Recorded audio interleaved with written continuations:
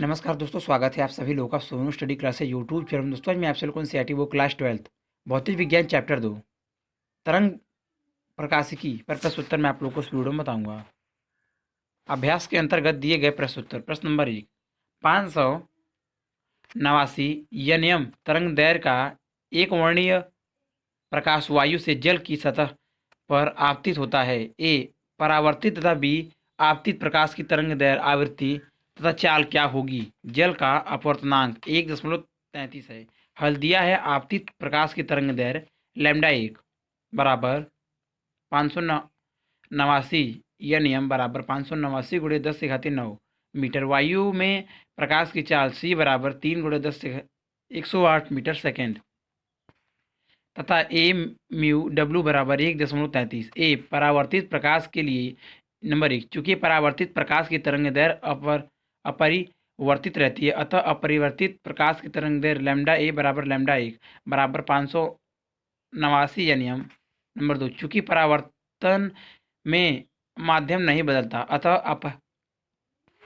अतः परावर्तित प्रकाश की चाल सी बराबर 3 गुणे 10 से घाते 8 मीटर सेकेंड। नंबर 3, सूत्र बराबर यू लैम्डा से परावर्तित प्रकाश की आवृत्ति v बराबर सी बटा लैम्डा बराबर 3 गुणे 10 से घाते 8 बटा 589 गुणे 10 से घाते -9 बराबर 5.093 गुणे 10 से घाते 14 एच जेड। बी आप अपरिवर्तित प्रकाश के लिए नंबर 1, यदि तरंग दैर्घ्य लैम्डा डब्ल्यू हो तो ए म्यू डब्ल्यू बराबर लैम्डा ए बटा लैम्डा डब्ल्यू बराबर लैम्डा ए बटा लैम्डा म्यू डब्ल्यू बराबर 589 गुणे 10 से घाते 9 बटा 3.33 बराबर 442.85 गुणे 10 से घाते -9 मीटर बराबर 442.85 यानियम। एक यनियम बराबर 10 से घाते -9 यम। नंबर 2, यदि प्रकाश की चाल v हो तो ए म्यू डब्ल्यू बराबर सी बटा वी बराबर सी बटा ए म्यू डब्ल्यू बराबर 3 गुणे 10 से घाते 8 बटा 1.33 बराबर 2.256 गुणे 10 से घाते 8 मीटर सेकेंड। नंबर 3, एक माध्यम से दूसरे माध्यम में जाने पर प्रकाश की आवृत्ति नहीं बदलती, अतः जल में अपरिवर्तित प्रकाश की आवृत्ति बराबर 5.093 गुणे 10 से घाते 14 एच जेड। प्रश्न नंबर 2, निम्नलिखित दशाओं में प्रत्येक तरंगांग की आकृति क्या है। ए किसी बिंदु स्रोत से अपसरित प्रकाश। बी उत्तर लेंस से निर्गमित प्रकाश जिसके फोकस बिंदु पर कोई बिंदु स्रोत रखा है। सी किसी दूरस्थ तारे से आने वाले प्रकाश तरंगांग का पृथ्वी द्वारा अवरोधित भाग। उत्तर ए जब एक बिंदु स्रोत से प्रकाश अपसरित होता है तब तरंगांग गोलीय अभिसारी प्रकाश का होता है। बी जब बिंदु स्रोत को उत्तर लेंस के फोकस पर रखा जाता है तब लेंस से निर्गत प्रकाश किरणें एक दूसरे की समांतर होती हैं तथा तरंगांग समतल होता है। सी इस स्थिति में तरंगांग की आकृति लगभग समतल होती है क्योंकि इस प्रकाश स्रोत पृथ्वी से दूरस्थ तारा है, अतः बड़े गोले के पृष्ठ पर छोटा क्षेत्रफल लगभग समतल है। प्रश्न नंबर 3, ए कांच का अपवर्तनांक 1.5 है। कांच में प्रकाश की चाल क्या होगी। निर्वाच में प्रकाश की चाल बराबर 3.0 गुणे 10 से घाते -1 है। बी क्या कांच में प्रकाश की चाल प्रकाश के रंग पर निर्भर करती है। यदि हाँ तो लाल और बैगनी में से कौन सा रंग कांच के प्रिज्म में धीमा चलता है।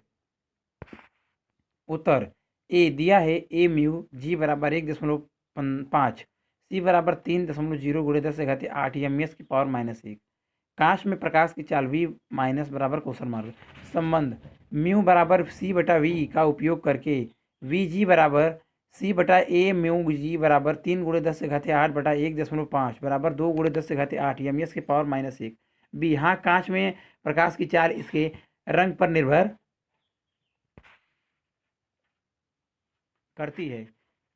कुछ ही सूत्र के अनुसार अपवर्तनांक रंग पर निर्भर है। म्यू बराबर ए प्लस बी बटा लेमडा स्क्वायर प्लस सी बटा लेमडा के power 4 plus dot dot dot अथवा सी बटा वी बराबर ए प्लस बी बटा lambda square plus dot dot dot.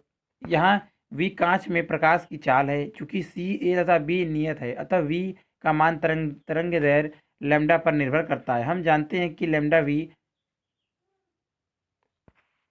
Less than lambda R, अर्थात बैंगनी रंग की तरंग दैर्घ्य लाल रंग की तरंग दैर्घ्य से कम है। इसलिए कांच में से बैंगनी प्रकाश लाल रंग की अपेक्षा धीमे चलेगा। प्रश्न नंबर 4, यंग के द्विध्रुवी प्रयोग में झिर्रियों के बीच की दूरी 0.28 mm है तथा पर्दा 1.4 m की दूरी पर रखा गया है। केंद्रीय दीप प्रिज्म एवं चतुर्थ दीप्त प्रिज्म के बीच की दूरी 1.2 सेंटीमीटर मापी गई है। प्रयोग में उपयोग किए गए प्रकाश की तरंगदैर्घ्य ज्ञात कीजिए। हल दिया है डी बराबर 0.28 mm बराबर 0.28 × 10⁻³ m, डी बराबर 1.4 m, यम बराबर 4 तथा यक्स यम बराबर 1.2 सेंटीमीटर बराबर 1.2 × 10⁻² m, लेमडा बराबर क्वेश्चन मार्क। सूत्र केंद्रीय प्रिज्म से एन वी दीप्त प्रिज्म की दूरी यक्स यम बराबर डी लेमडा बटा डी यम, लेमडा बराबर यक्स यम गुणे डी बटा डी गुणे यम बराबर 1.2 × 10⁻² गुणे 0.28 × 10⁻³ बटा 1.4 × 4 बराबर 6 × 10⁻7 m बराबर 6000 एम्पियर।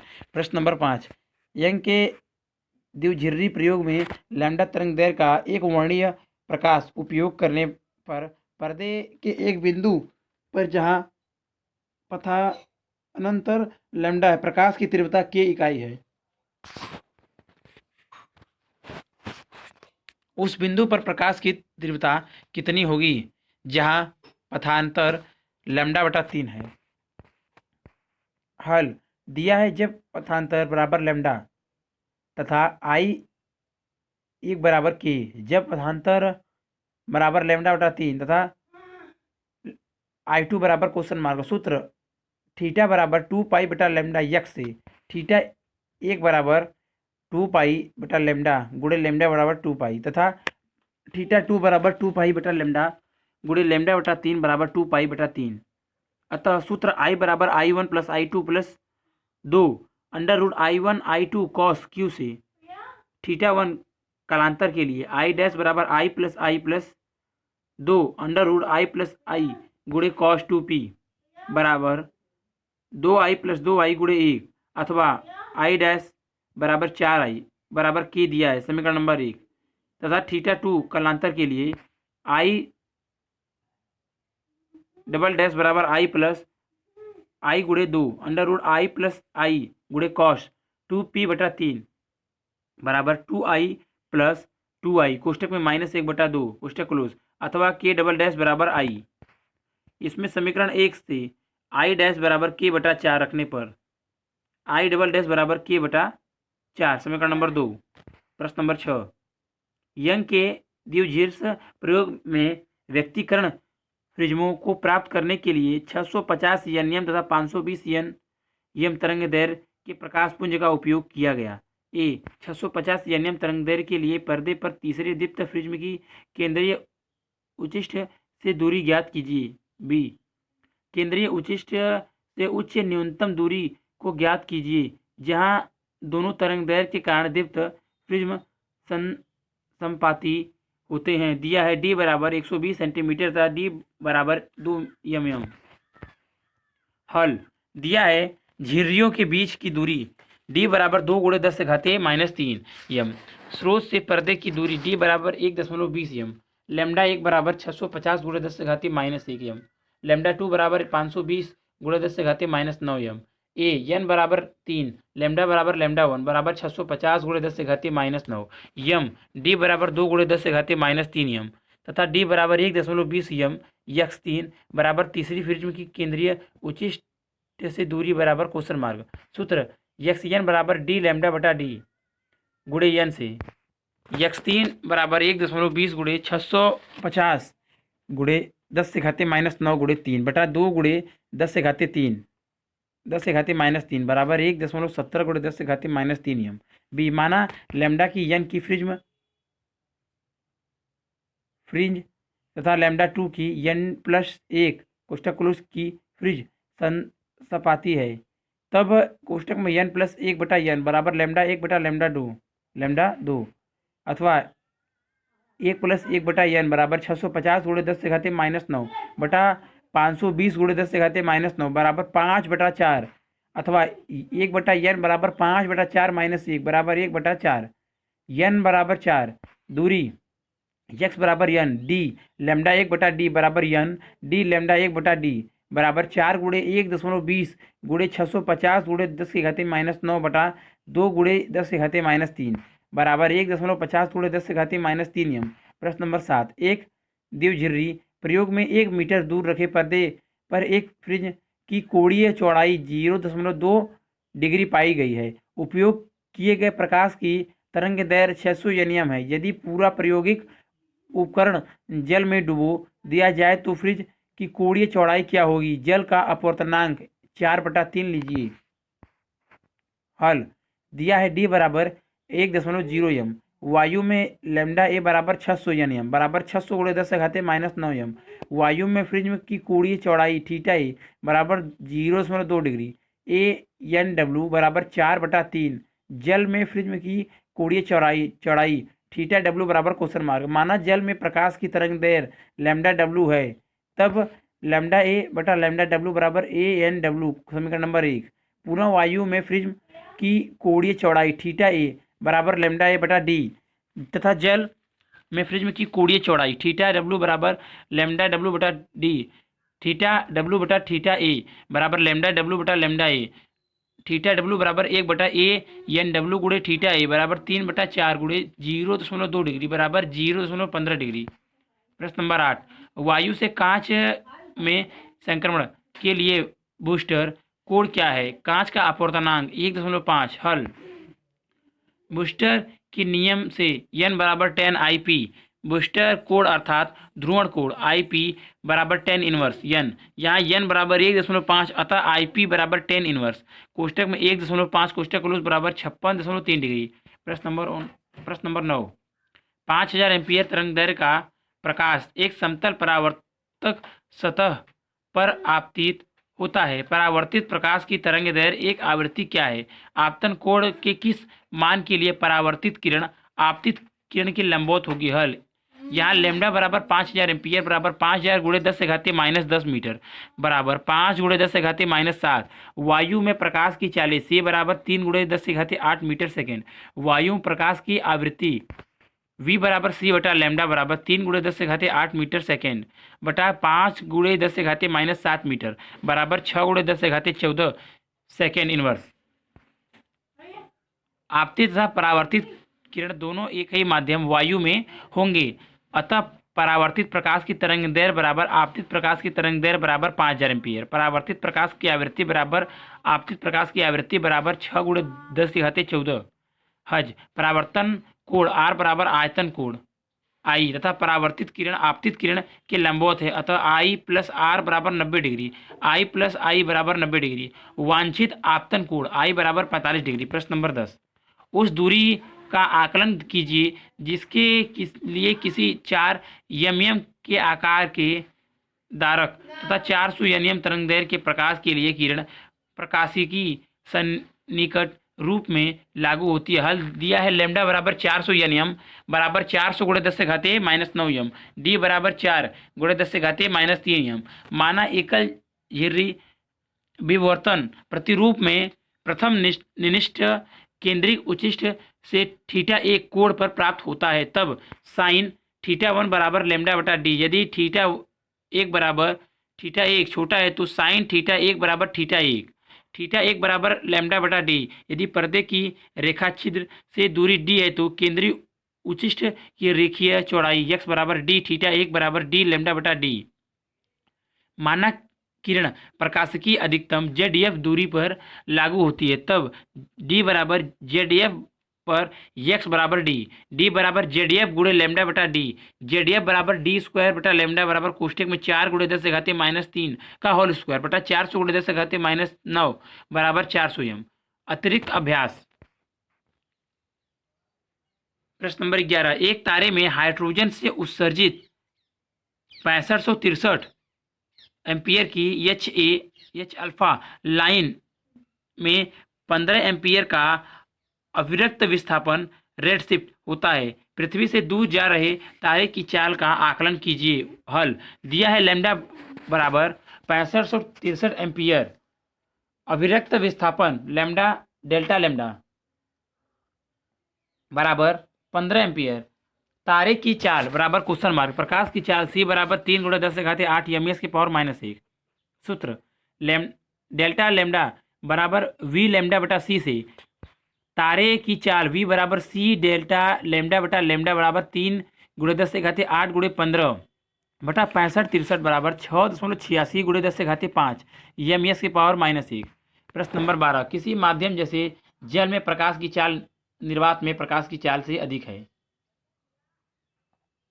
न्यूटन के कणिका सिद्धांत द्वारा इस आश्चर्य की भविष्यवाणी कैसे की गई? क्या जल में प्रकाश की चाल प्रयोग द्वारा ज्ञात करके इस भविष्यवाणी की पुष्टि हुई? यदि नहीं तो प्रकाश के चित्रण का कौन सा विकल्प प्रयोगानुकूल है? उत्तर, न्यूटन के कणिका सिद्धांत के अनुसार जब प्रकाश किसी विरल माध्यम से सघन माध्यम में प्रवेश करता है तो प्रकाश कणिकाओं पर माध्यमों पर सीमा पृष्ठ के अभिलंबवत दिशा में एक आकर्षण बल विरल के संघनों माध्यमों की ओर कार्य करने लगता है। इस बल के कारण कणिकाओं को सीमा पृष्ठ से अभिलंबवत घटक बढ़ने लगता है, जबकि सीमा पृष्ठ के समांतर घटक अपरिवर्तित रहता है। इससे प्रकाश किरण अभिलंब की ओर झुकती हुई संघनन माध्यम में अपवर्तित हो जाती है। सीमा पृष्ठ का समांतर घटक अपवर्तित रहता है, अतः V1 साइन आई बराबर V2 साइन आर, साइन आई बटा साइन आर बराबर V2 बटा वी आई, V2 बराबर V1 बराबर N21।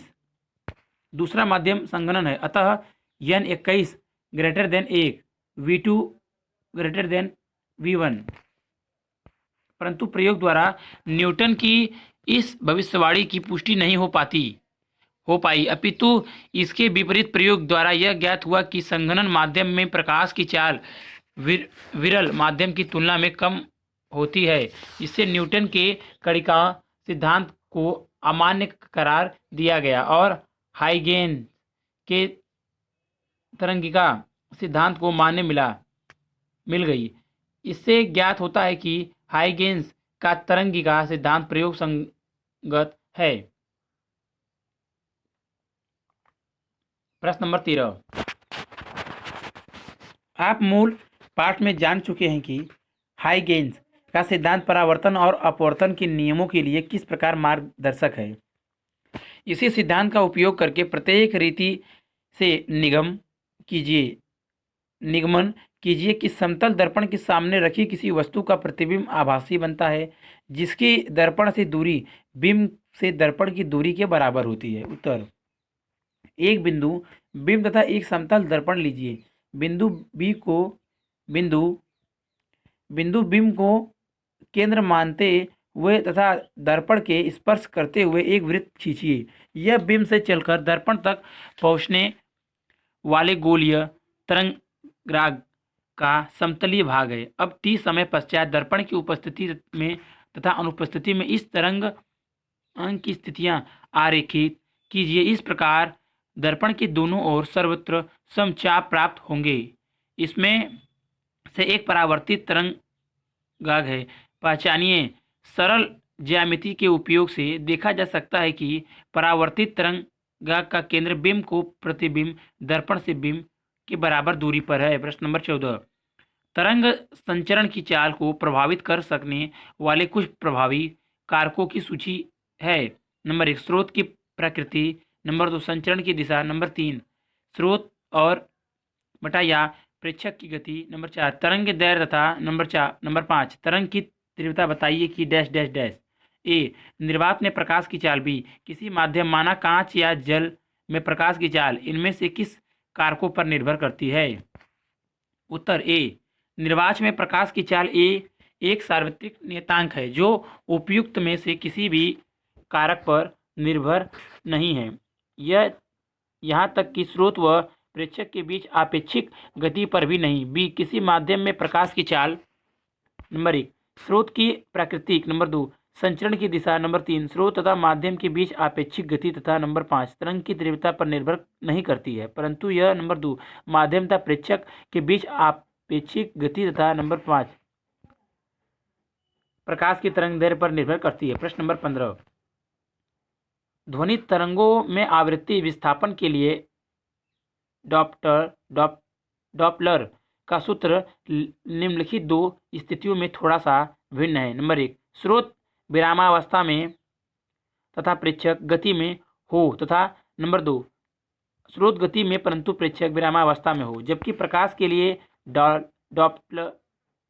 डॉपलर के सूत्र निश्चित रूप से निर्वात में इन दोनों स्थितियों में एक समान है। ऐसा क्यों है, स्पष्ट कीजिए। क्या आप समझते हैं कि यह सूत्र किसी माध्यम में प्रकाश गमन के लिए भी दोनों स्थितियों में पूर्णतः एक समान होंगे? उत्तर निर्वात में गतिमान प्रकाश के लिए डॉपलर प्रभाव में प्रेक्षक द्वारा ग्रहण किए गए प्रकाश की आभासी आवृत्ति दोनों ही दशाओं में समान होती है, भले ही दर्शक स्थिर स्रोत की ओर गति कर रहा हो अथवा स्रोत समान चाल से दर्शक की ओर गतिमान हो। इस प्रकार प्रकाश में डॉपलर प्रभाव सम्मित है। दूसरी ओर ध्वनि तरंगों को चलने के लिए माध्यम की आवश्यकता होती है, इसलिए भले ही चाहे उक्त दोनों स्थितियों में प्रेक्षक तथा स्रोत के बीच समान अपेक्षित गति होने के कारण यह स्थितियां समान प्रतीत होती हैं, परंतु वह समान नहीं है। ऐसा इस कारण है कि दोनों दशाओं में प्रेक्षक का माध्यम के सापेक्ष वेग भिन्न भिन्न है। अतः उक्त दोनों दशाओं में सुनी गई ध्वनि की आभासी आवृत्तियां समान नहीं हो सकती।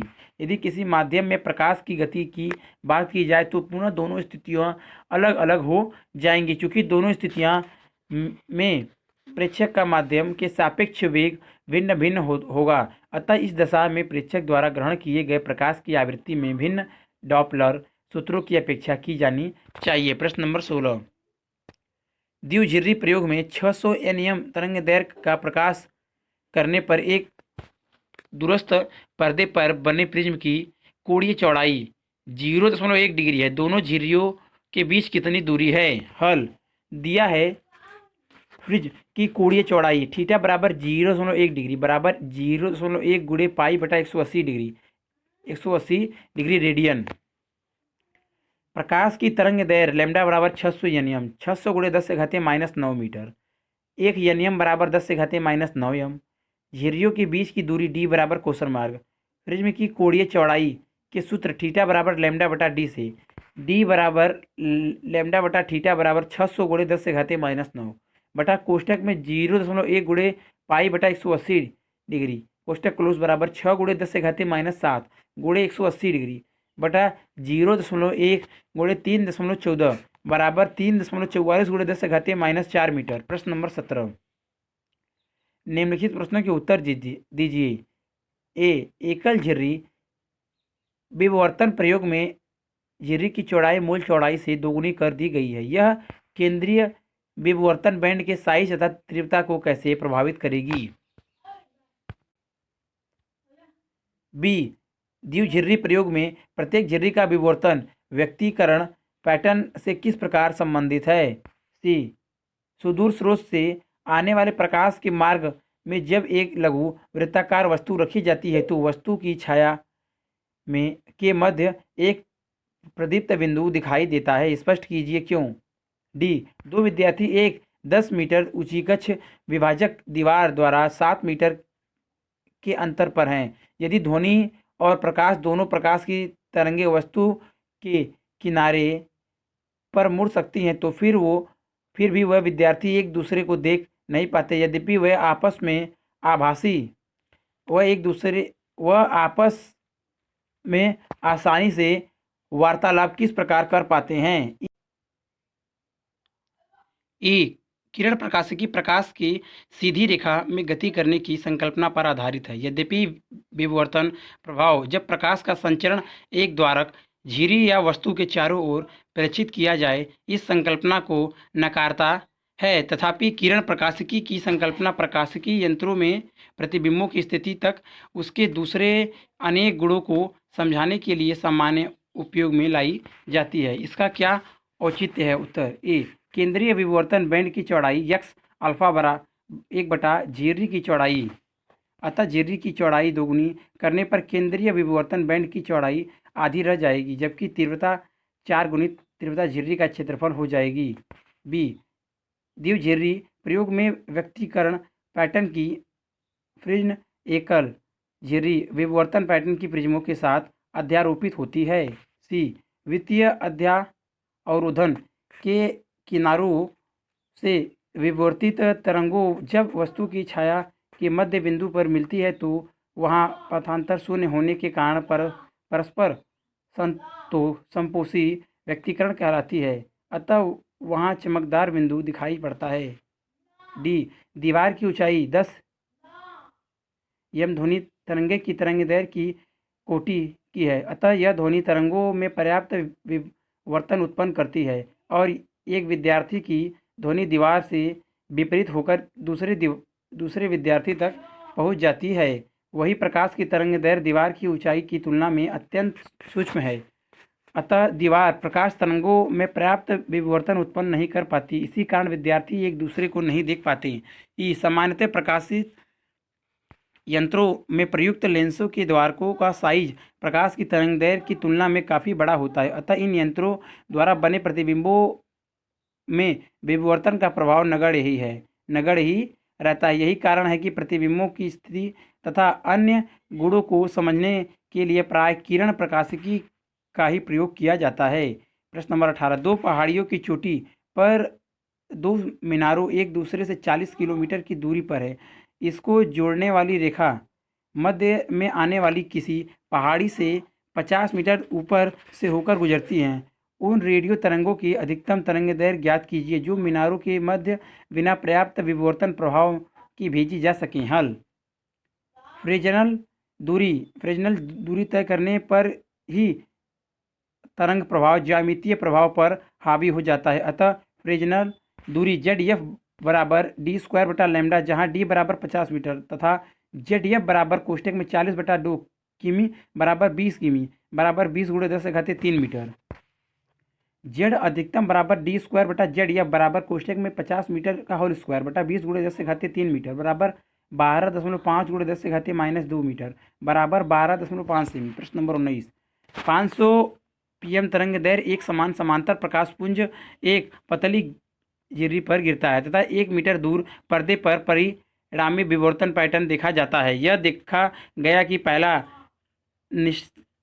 निनिष्ठ पर्दे पर केंद्र से 2.5 mm दूरी पर है। झिर्री की चौड़ाई ज्ञात कीजिए। हल, विवर्तन प्रारूप में निनिष्ठों के लिए ई साइन थीटा बराबर यम लैम्डा डॉट समीकरण नंबर 1। प्रथम कोटि के निनिष्ठों के लिए यम बराबर 1 तथा विवर्तन कोण 8 के छोटे मानों के लिए साइन थीटा बराबर tan थीटा माइनस थीटा बराबर यक्स बटा डी। यहाँ यक्स बराबर 2.5 मिमी बराबर 2.5 गुणे 10⁻³ मीटर, डी बराबर 1 मीटर, लैम्डा बराबर 500 गुणे 10⁻⁹ मीटर बराबर 5 गुणे 10⁻⁷ मीटर। सूत्र 1 से ई यक्स बटा डी बराबर 1 गुणे लैम्डा या ई बराबर डी लैम्डा बटा यक्स बराबर 1 गुणे कोष्टक में 5 गुणे 10⁻⁷ कोष्टक क्लोज बटा 2.5 गुणे 10⁻³ बराबर 0.2 गुणे 10⁻³ मीटर बराबर 0.2 मिमी। प्रश्न नंबर 20, निम्नलिखित प्रश्नों के उत्तर दीजिए। जब कम ऊंचाई पर उड़ने वाला वायुयान ऊपर से गुजरता है तो हम कभी कभी टेलीविज़न के पर्दे पर चित्र को हिलते हुए पाते हैं।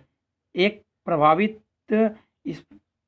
स्पष्टीकरण सुझाइए। बी, जैसा कि आप मूल पाठ में जान चुके हैं कि विवर्तन तथा व्यक्तीकरण पैटर्न में तीव्रता का वितरण समझने का आधारभूत सिद्धांत तरंगों का रेखीय प्रत्यारोपण है। इस सिद्धांत की तरंग संगति क्या है? उत्तर, ऐसा टेलीविज़न के एंटीना तक सीधे पहुंचने वाले तथा हवाई जहाज़ से टकराकर एंटीना तक पहुंचने वाले संकेतों के बीच होने वाले व्यक्तीकरण के कारण होता है। बी, तरंग गति को नियंत्रित करने वाले अवकल समीकरण का चरित्र रेखीय होता है। यदि y1 तथा y2 ऐसे किसी समीकरण के दो अलग अलग हल हैं तो y1 प्लस y2 भी इस समीकरण का एक हल होगा। रेखीय अवकलन समीकरण का गुण, यही गुण तरंगों के रेखीयतारोपण को तरंग संगत ठहराता है। प्रश्न नंबर 21, एकल झिर्री विवर्तन पैटर्न की व्यक्तित्वपति के कथित है कि यन एक्स बटा यन लैम्डा बटा ए कोणों की तीव्रता शून्य है। इस निरसन को झिर्री को उपयुक्त भागों में बांटकर सत्यापित कीजिए। हल, माना ई चौड़ाई की एकल झिर्री n छोटी झिर्रियों में बांटी गई है, अतः प्रत्येक झिर्री की चौड़ाई ई डैश बराबर ई बटा एन। विवर्तन को थीटा बराबर एन कोष्टक में लैम्डा बटा ई कोष्टक क्लोज बराबर लैम्डा बटा कोष्टक में ई बटा एन कोष्टक क्लोज बराबर लैम्डा बटा ई डैश। अतः एन झिर्रियों में से प्रत्येक थीटा कोण की दिशा में शून्य तीव्रता प्रेरित करती है, जिसमें प्रत्येक की चौड़ाई ई है। अतः परिणाम स्वरूप एन झिर्रियों की तीव्रताओं का परिणामी भी शून्य ही होगा। अगर वीडियो अच्छी लगी तो वीडियो को लाइक करें, शेयर करें, कमेंट करें और नेक्स्ट वीडियो के लिए चैनल को सब्सक्राइब जरूर करें। Thank you for watching.